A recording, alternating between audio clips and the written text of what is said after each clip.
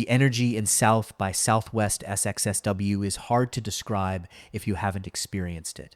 Every March, Austin, Texas, turns into a living lab for ideas. Founders, technologists, filmmakers, investors, and musicians spill out of panel rooms into coffee shops and sidewalks, continuing conversations that started on stage. New technologies get introduced. Big bets get debated. And occasionally, you can feel a shift beginning before the rest of the world notices. This year, I presented at SXSW alongside Shantanu Sharma and Nadia V. Gill to explore a question that has been occupying a lot of our thinking lately. Shantanu brings a deep perspective from the semiconductor ecosystem, where the physical limits of computing, such as chips, packaging, and supply chains, are becoming central strategic questions. Nadia operates at the intersection of AI, data center infrastructure, cloud, cybersecurity, and corporate strategy, leading work across partnerships, M&A, and large-scale technology integration. Together, we explored what happens when AI stops living only on our screens and starts operating in the physical world. I sometimes describe it this way. AI is about to get hands. In preparation for the session, Shantanu and I recently sat down to record an upcoming episode of the Outthinker CSO podcast to unpack the ideas we would be discussing on stage. One theme stood out. Many of the most important developments in AI aren't happening in chat windows or coding environments. They're happening in factories, supply chains, and infrastructure. The AI we know today. Over the past 2 years, AI has moved into daily life at remarkable speed. It drafts emails, summarizes documents, writes code, and recommends what to watch and what to buy. It adjusts thermostats, predicts traffic patterns, manages customer service chats, and increasingly helps run digital workflows inside companies. For most people, AI shows up through text, voice, and screens. But that is only the first phase. The next phase will be far more tangible. Instead of quietly suggesting what we should do from our screens, AI will begin acting directly inside factories, warehouses, energy systems, and supply chains.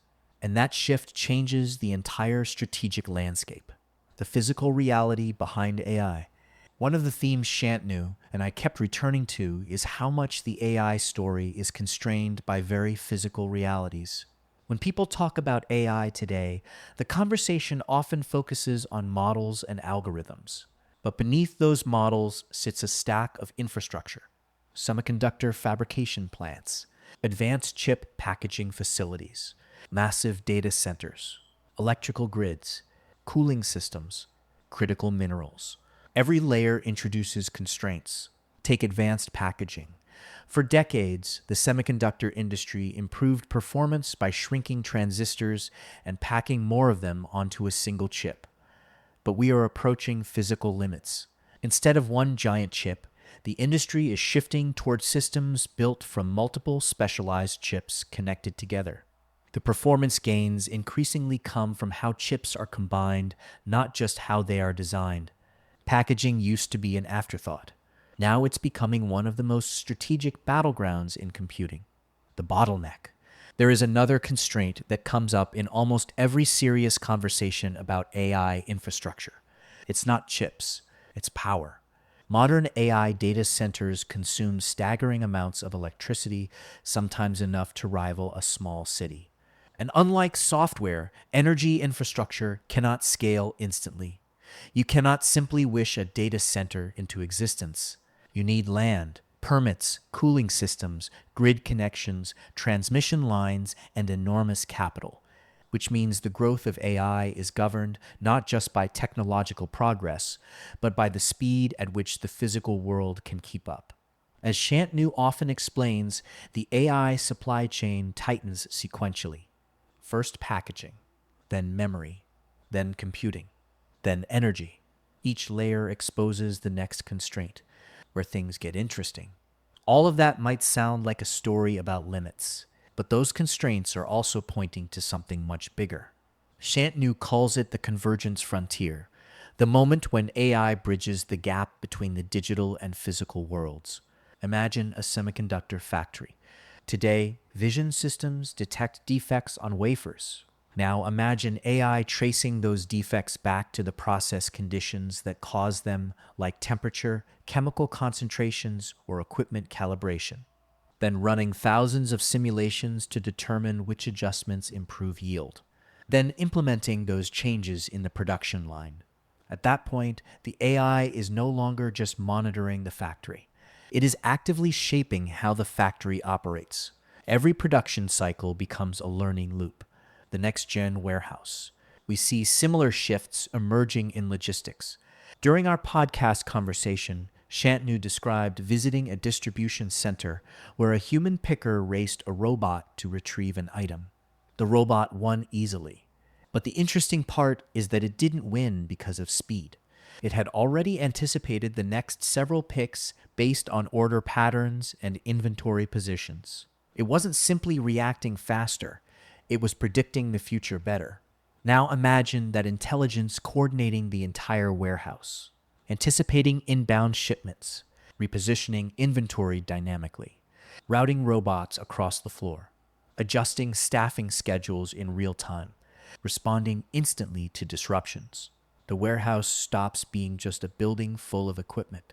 It becomes a living control system, much more than software. When AI crosses into the physical world, the scale of opportunity changes dramatically. Today, many people frame AI as a software market. But if intelligence becomes embedded in manufacturing, logistics, energy, and healthcare, the addressable market expands far beyond software spending. It begins touching labor, capital equipment, and operating systems across the entire economy. Global GDP is roughly $120 trillion.